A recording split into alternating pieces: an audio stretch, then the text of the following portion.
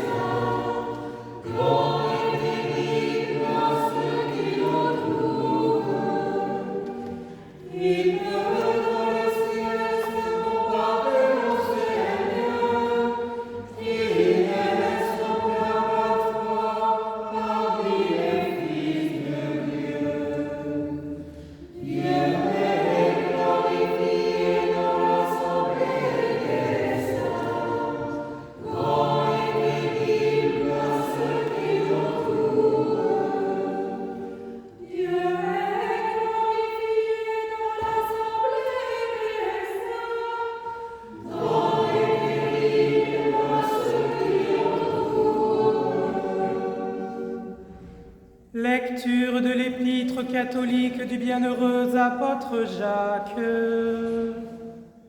Mes frères, soyez donc patients jusqu'à l'avènement du Seigneur.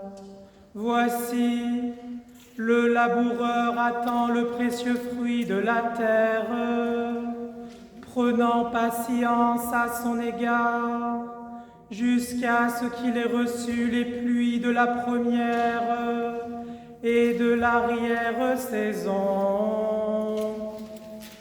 Vous aussi, soyez patients, affermissez vos cœurs, car l'avènement du Seigneur est proche.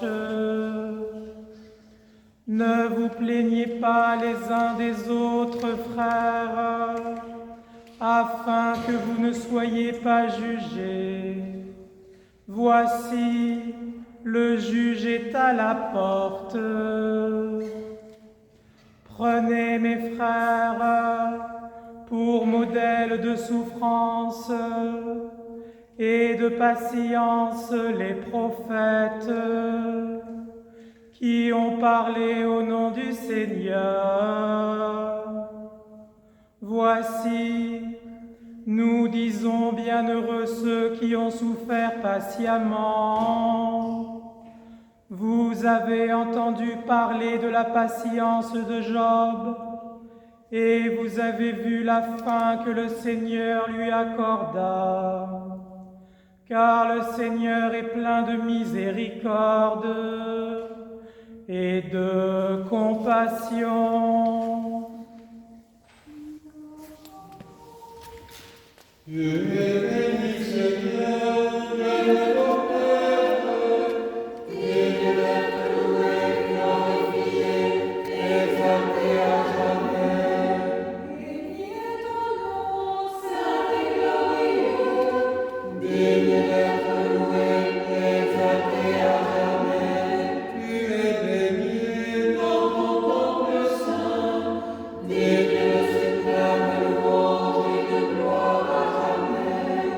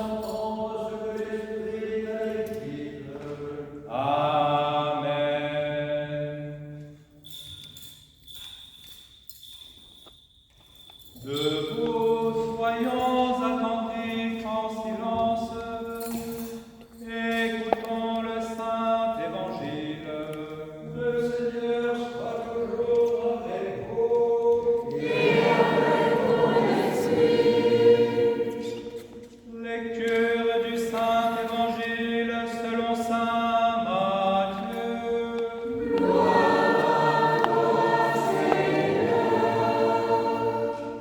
En ce temps-là, comme Jésus, au sortir du temple, s'en allait, ses disciples s'approchèrent pour lui en faire observer les constructions. Lui, prenant la parole à son tour, leur dit : « Voyez-vous bien tout cela ? Amen, je vous le dis. Non, il ne restera ici pierre sur pierre qui ne soit renversée. » Quand il se fut assis sur le mont des Oliviers, ses disciples s'approchèrent et lui dirent en privé :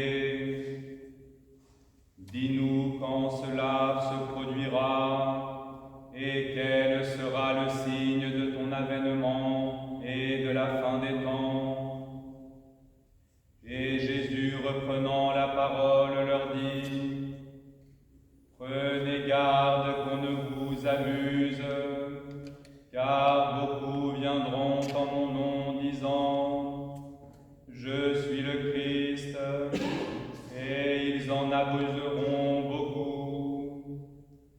Vous entendrez aussi parler de guerre et de bruit de guerre. Veillez à ne pas être troublés, car il faut que cela arrive, mais ce ne sera pas encore la fin. En effet, on fera se dresser nation contre nation, royaume contre royaume, et il y aura par endroits des famines et des tremblements de terre. Tout cela est le commencement des douleurs. Alors ils vous livreront à l'oppression et ils vous tueront. Vous serez aussi haïs par toutes les nations à cause de mon nom.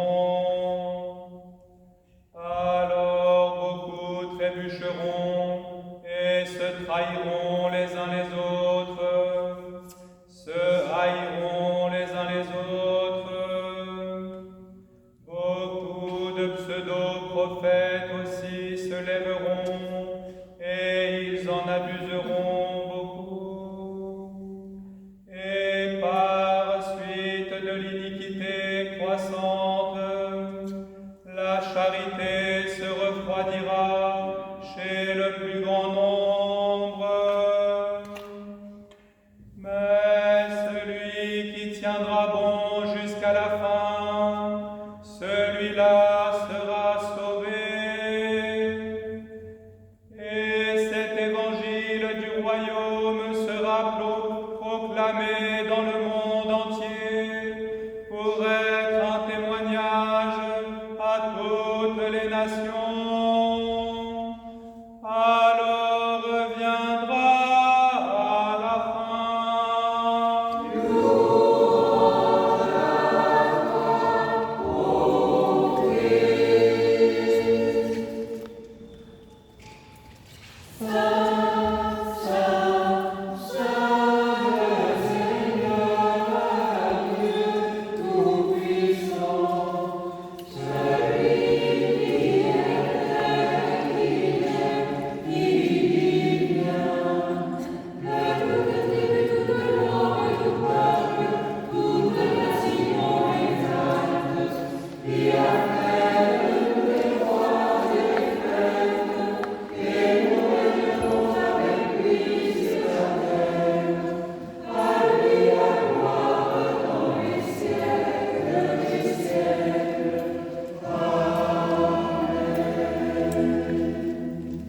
Lecture du calendrier liturgique pour la semaine à venir.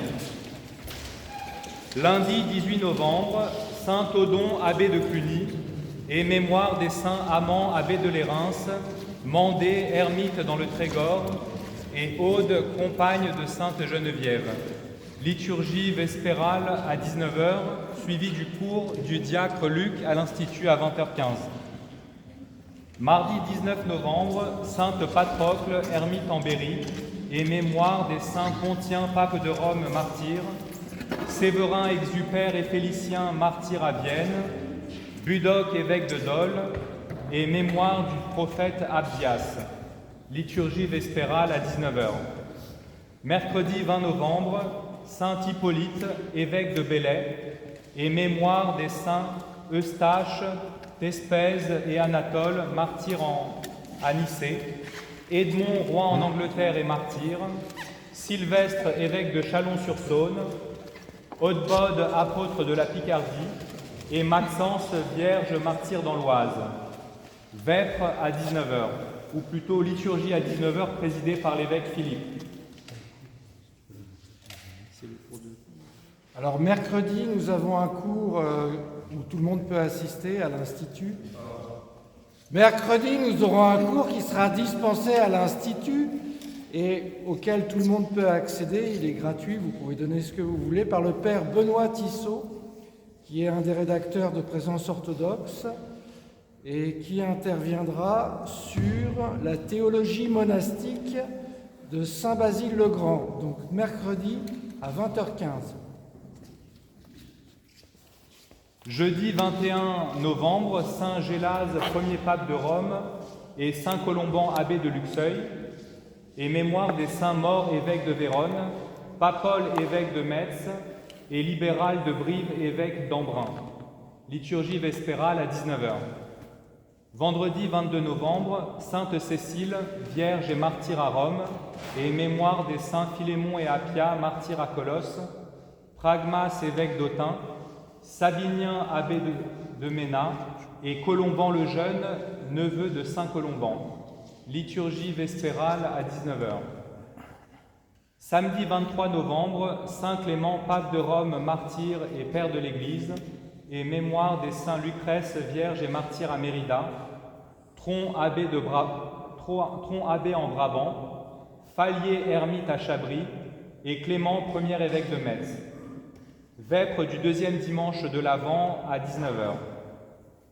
Enfin, dimanche 24 novembre, deuxième dimanche de l'Avent, dit l'entrée de la Vierge Marie dans le Temple, Saint Bénigne de Smyrne, apôtre de la Bourgogne, martyr à Dijon, et mémoire des saints Pourçain et Léopardin, abbé en Bourdonnais, Chrysogone, martyr en Aquilée, Séverin, moine à Paris, et Marin, ermite en Savoie. Liturgie à 10 h 30, précédée des laudes à 10 h, suivie de l'Assemblée générale de l'Église, qui sera la veille. Voilà. C'est pas grave. Le samedi, et la journée commencera à 8 h le matin avec la liturgie du Saint-Esprit. Alors pour le reste, pour ceux qui sont membres participants élus ou désignés, bien sûr, ils viennent d'office, mais il n'est interdit à personne d'être présent pour l'Assemblée générale. Simplement, si vous n'avez pas de bulletin de vote, vous ne voterez pas. Bon, et pour le reste, demandez à la table d'offrande ce qu'il en est pour les petites questions d'administration telles que les agapes qui sont prévues aussi bien pour le samedi soir après les vêpres que le dimanche à midi où là tout le monde sera convié. Voilà, je crois qu'il n'y a pas grand-chose d'autre à ajouter. Oui. Les agapes ne sont pas prévues. Comment ? Le samedi soir et le dimanche midi, ce sont des agapes espagnoles. Oui, enfin peu importe, c'est ça, on se débrouille, voilà, c'est ça. Le Voilà. samedi midi. Oui, mais c'est pas grave. Ouais. Voilà, bon. Qu'est-ce que je voulais ajouter ? Ah oui, non, pardon, je vais vous dire ça dans le courant de mon homélie. Au nom du Père, du Fils et du Saint-Esprit. Amen. Voilà, mes amis, je voudrais commencer en attirant votre attention. Ah oui, bon, enfin, je vais commencer par un autre commencement. Oui, nous avons, je dirais presque la chance d'avoir une visite exceptionnelle ici à Paris des reliques de Saint Jean de Shanghai et de San Francisco, qui est là, sont présentes rue d'Aru, pour quelque temps, je ne sais pas combien de temps, peu importe. Donc si vous voulez des détails, vous demandez à Marie-Séraphine qui est allée les vénérer hier, rue d'Aru. Voilà, donc c'est une occasion pour ceux qui le souhaitent, mais sinon vous pouvez aller directement à San Francisco, il n'y a pas de problème. Mais quand même, c'est vraiment une grande bénédiction d'avoir eu cet homme sur notre chemin, le chemin de notre Église. Il a fait un travail absolument fantastique avec, à contre-courant des pensées du moment. Vous savez, quand les orthodoxes se mettent à être bornés, ils en rajoutent une couche. Et bien lui, il s'est déborné, si j'ose dire. C'est un mot audacieux, n'est-ce pas? Bon. Donc, je reviens à mon sujet.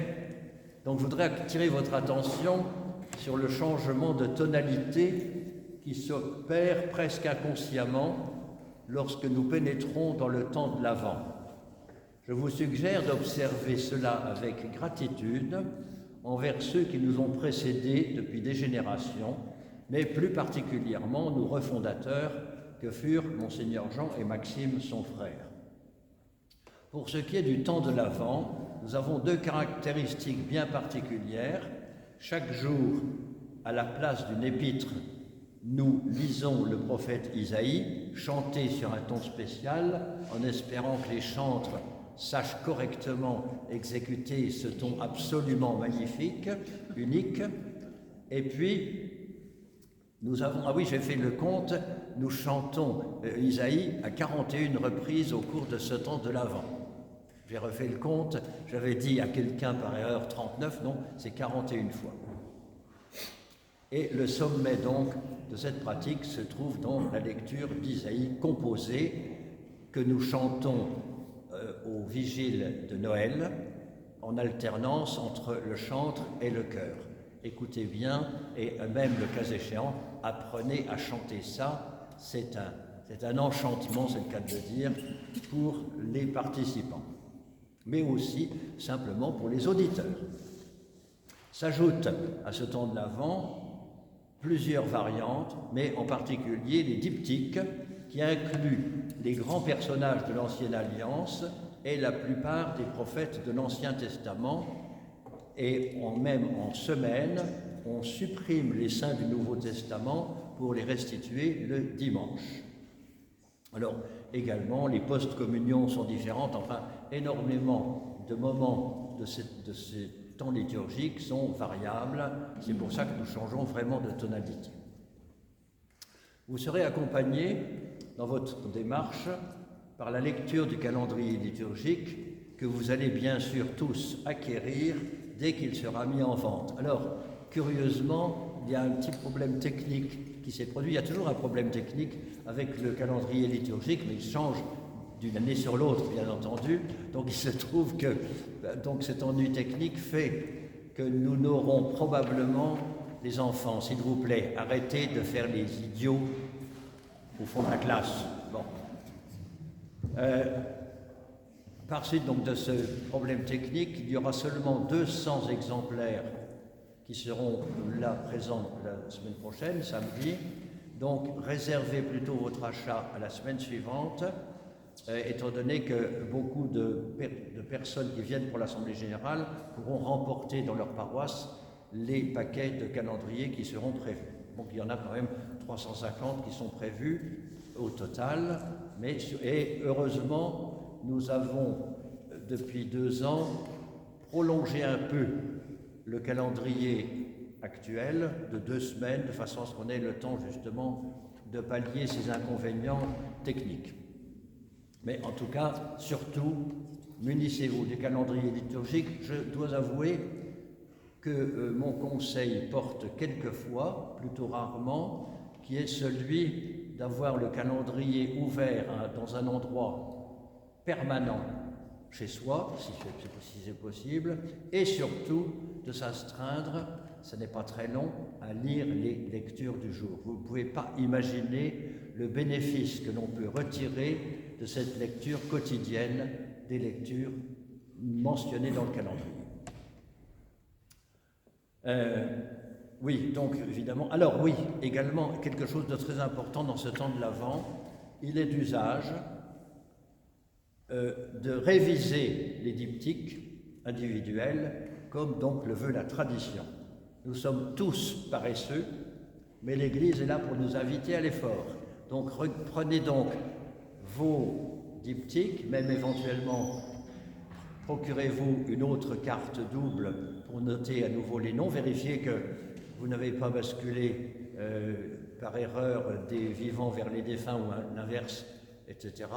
Et surtout, pensez bien à les mentionner de façon bien lisible pour ceux qui liront les noms dans le sanctuaire, c'est-à-dire les acolytes et les sous-diacres. Dieu, lui, arrivera à déchiffrer votre écriture sans problème, mais pas forcément les diacres ou les sous-diacres.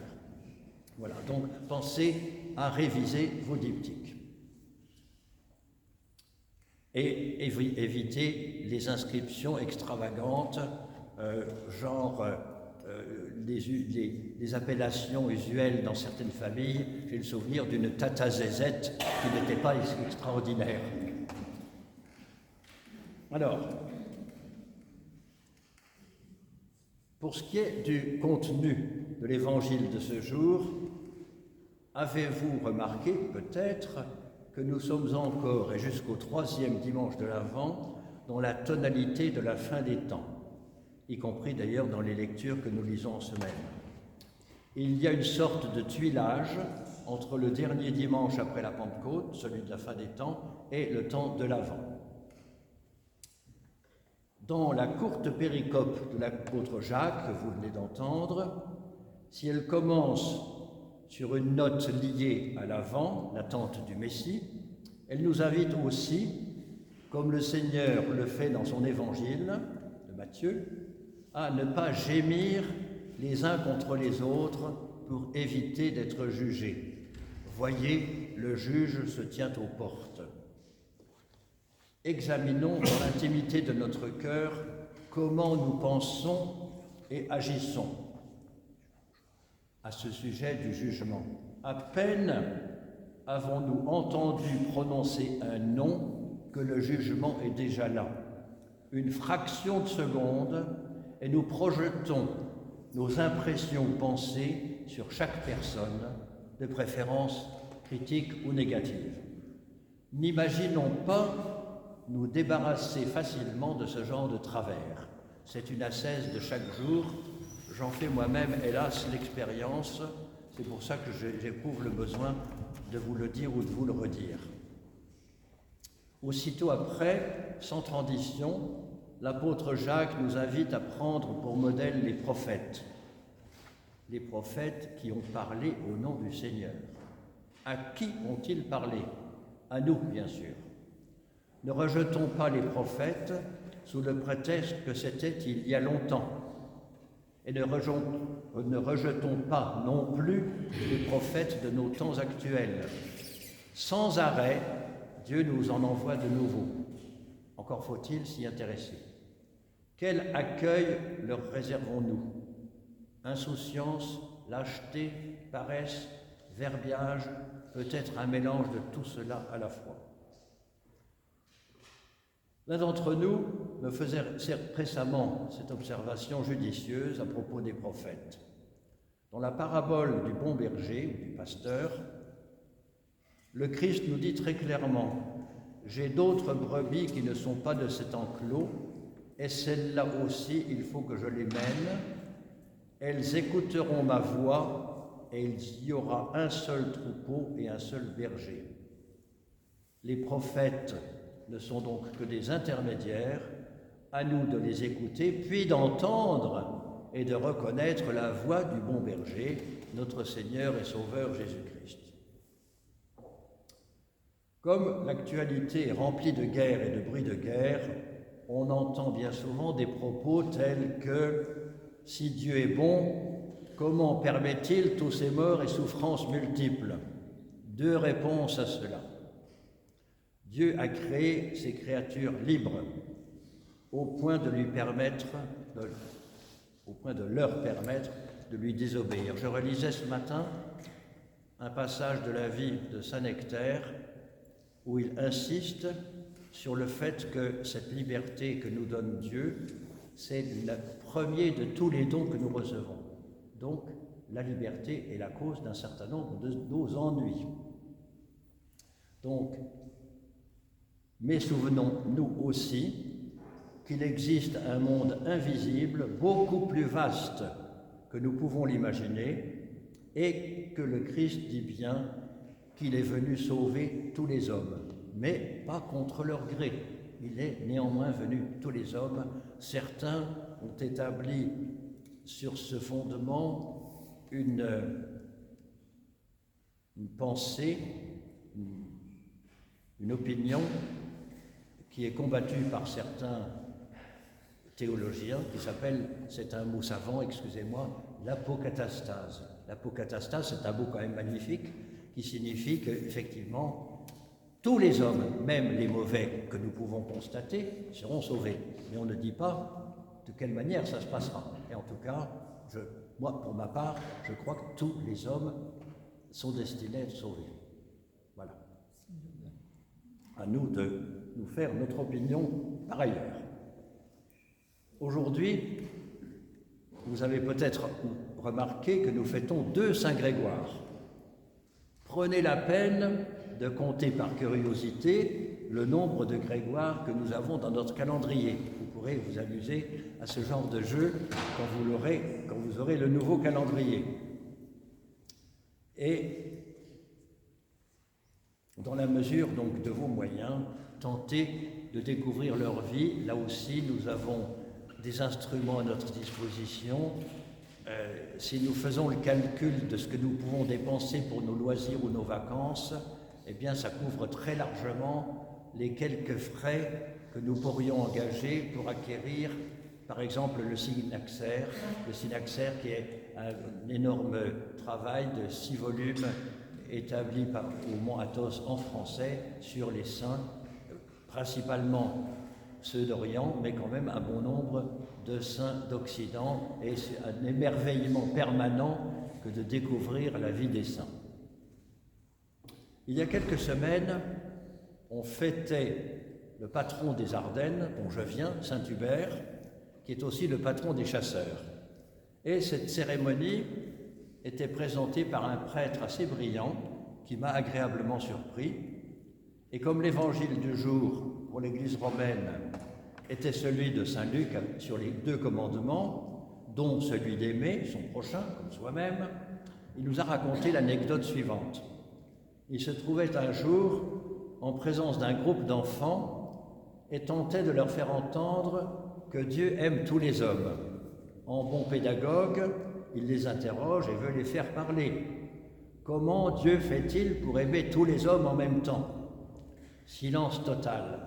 Mais tout à coup, une petite fille de 8 ans, il ajouta du CM1, voilà. Elle leva le doigt et dit « Moi je sais. » « Ah bon ? Oui, parce qu'il n'a que ça à faire. »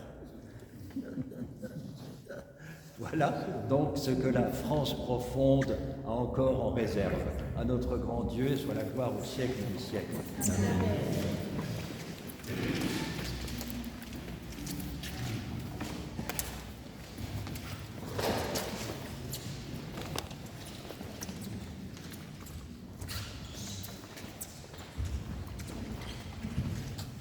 Disons tous de tout notre cœur et de tout notre esprit, Seigneur, exauce-nous et pitié de nous.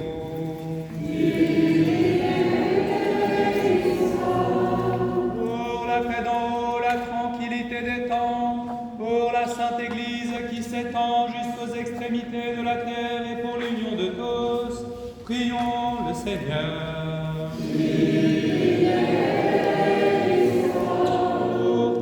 Patriarches orthodoxes, notre évêque Benoît, tous les évêques, les prêtres, les diacres, le clergé, et pour tous les fidèles, prions le Seigneur.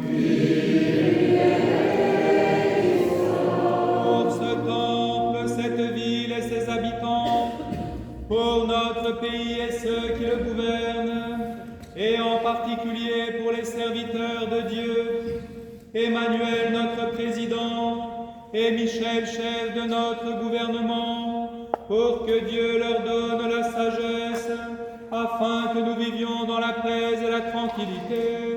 Prions le Seigneur.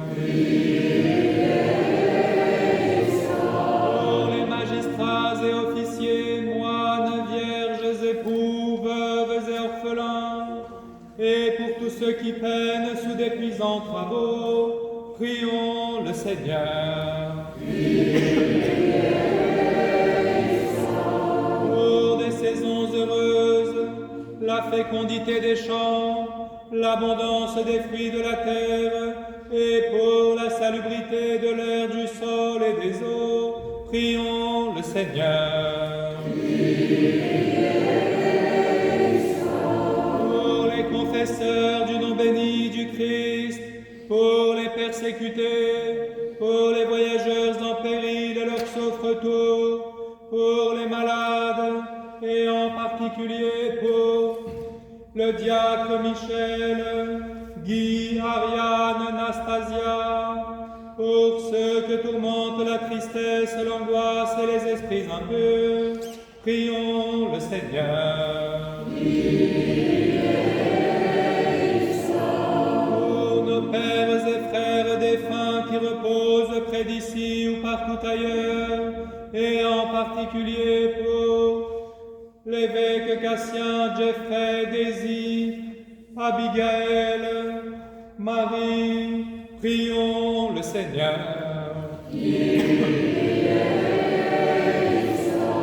Pour ceux qui dans la Sainte Église chantent, servent et dispensent leur bien en œuvre de miséricorde, prions le Seigneur. Que le Seigneur nous remplisse de sa grâce, par la prière de notre souveraine, la Mère de Dieu et toujours Vierge Marie, de Saint Michel Archange et des armées célestes, de Saint Jean-Baptiste le précurseur, des apôtres martyrs confesseurs, des saints Denis, Irénée, Geneviève, Irénée le Nouveau, Jean de Saint-Denis, Grégoire de Tours, Grégoire le Thaumaturge, Aignan, Alphée, Zachée, Denis et Hilde, dont nous faisons mémoire, et de tous les saints. Que le Seigneur nous procure le pardon de nos péchés et une fin chrétienne et paisible. Que le Seigneur nous garde dans la sainteté et la pureté de la foi catholique et orthodoxe.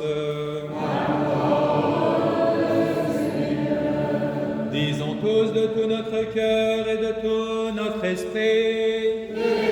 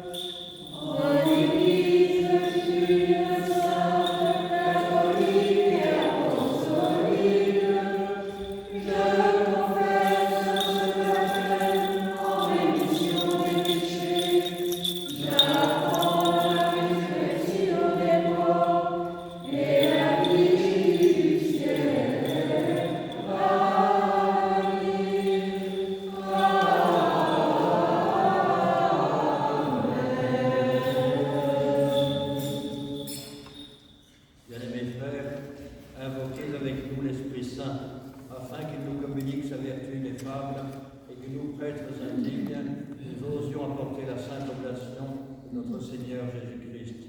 Car en vérité, c'est lui qui m'offre et qui est offert, qui reçoit et qui se distribue, lui coéternel au Père et à l'Esprit Saint, au siècle des siècles. Amen. L'Esprit Saint descendra sur vous, et la vertu du Très-Haut vous couvrira. Pardonnez-nous, frères et sœurs.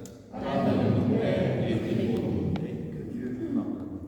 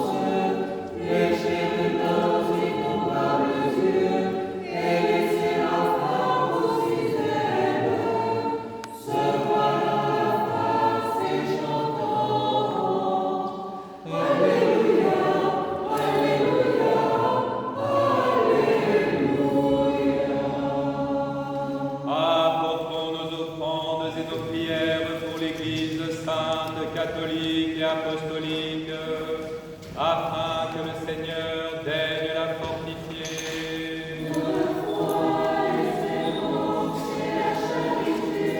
Pour tous les patriarches orthodoxes, notre évêque Benoît, tous les évêques qui annoncent sans crainte la parole de vérité et offrent la sainte oblation pour eux-mêmes, le clergé et le peuple chrétien.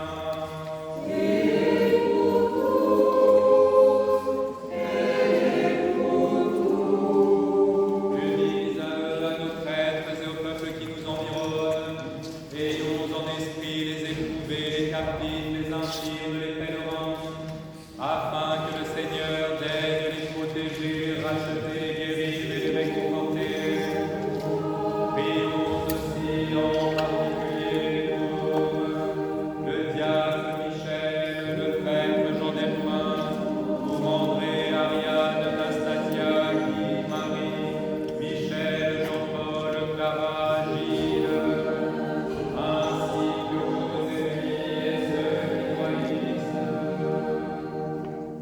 En communion et souvenance de l'archange Saint-Michel et de toutes les armées célestes, des patriarches, juges, rois et prophètes, de Saint Jean-Baptiste, le précurseur,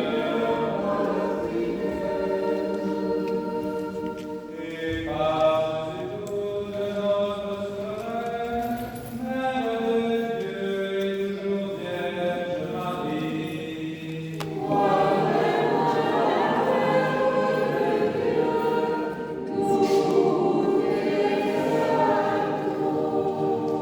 Des saints apôtres Pierre, Paul, Jean et Jacques et de tous les disciples, apôtres et évangélistes du Seigneur, Étienne, Georges, Catherine, Blandine, Rustique, Hélène, tous les martyrs, Irénée de Lyon, Denis, Athanas, Hilaire de Poitiers, Basile, Grégoire le théologien, Jean Chrysostome, Ambroise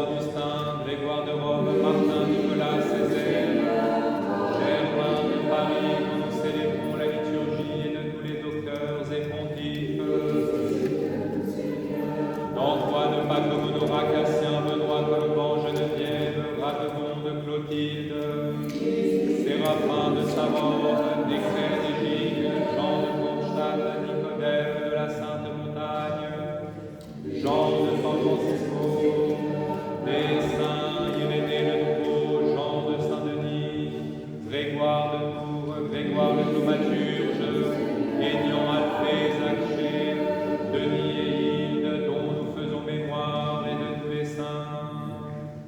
Avec eux, nous offrons nos prières pour tous ceux qui nous ont précédés dans la paix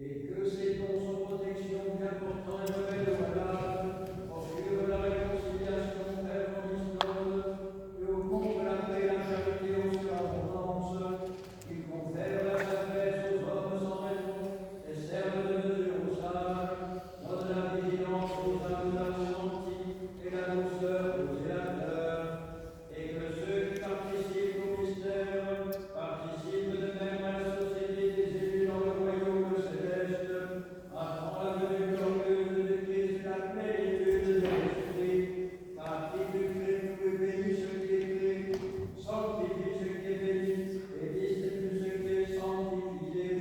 À toi, Père Tout-Puissant et au Verbe fidèle et véridique, et à l'Esprit Saint sanctificateur, conviennent tout honneur, toute gloire et adoration, maintenant et toujours et au siècle des siècles.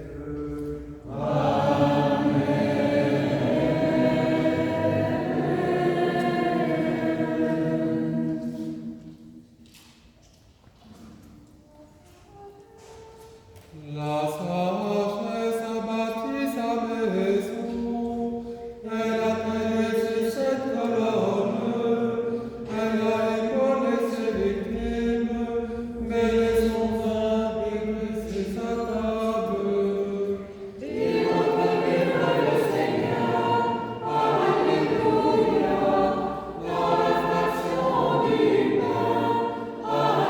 Alléluia, Alléluia.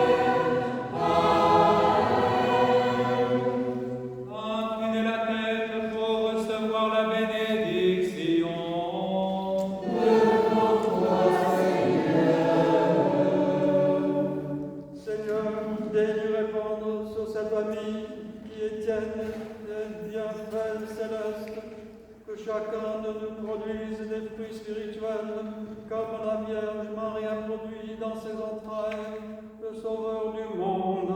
Amen. Que la terre offre une grotte à l'inaccessible. Amen. Que les anges composent un cantique nouveau à Dieu qui se manifeste. Amen. Que les mages se mettent en route, suivant l'étoile du matin de la vie nouvelle. Amen. Que l'humanité offre une vierge pour engendrer, selon la chair, le Verbe prééternel. Amen. Que Bethléem, la ville du pain, reçoive le pain de vie. Amen. Que personne parmi nous ne dorme plus, que nos âmes veillent avec le pasteur des brebis. Amen.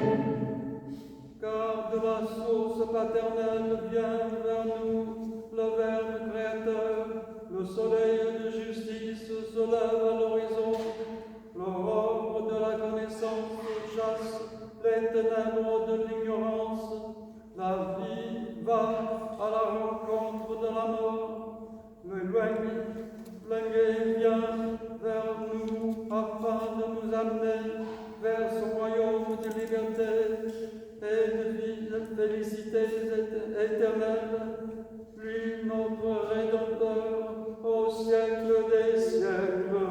Amen.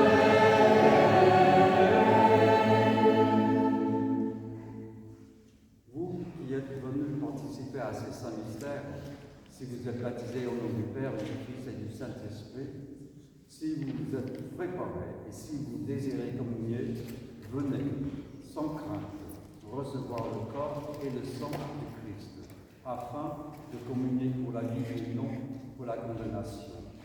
Demandez à Dieu le pardon de vos péchés et recevez l'absolution. Seigneur notre Dieu, toi qui es bon et ami de l'homme, compatissant et miséricordieux, considère avec bienveillance tes serviteurs et servantes ici présents et pardonne-leur les péchés volontaires et involontaires, conscients et inconscients. Soyez en paix au nom du Père et du Fils et du Saint-Esprit. Amen. Je crois et je confesse, Seigneur, que tu es le Christ, Fils de Dieu vivant, venu dans ce monde sauver les pécheurs, je suis connu. Je crois aussi que ceci est ton sang, personne avec lui. Ceci est ton sang, libéral de Christ. Accepte-moi la sainte dans mon nom, au Fils de Dieu. Car je ne vais pas le faire avec lui. Je te donnerai pas des églises.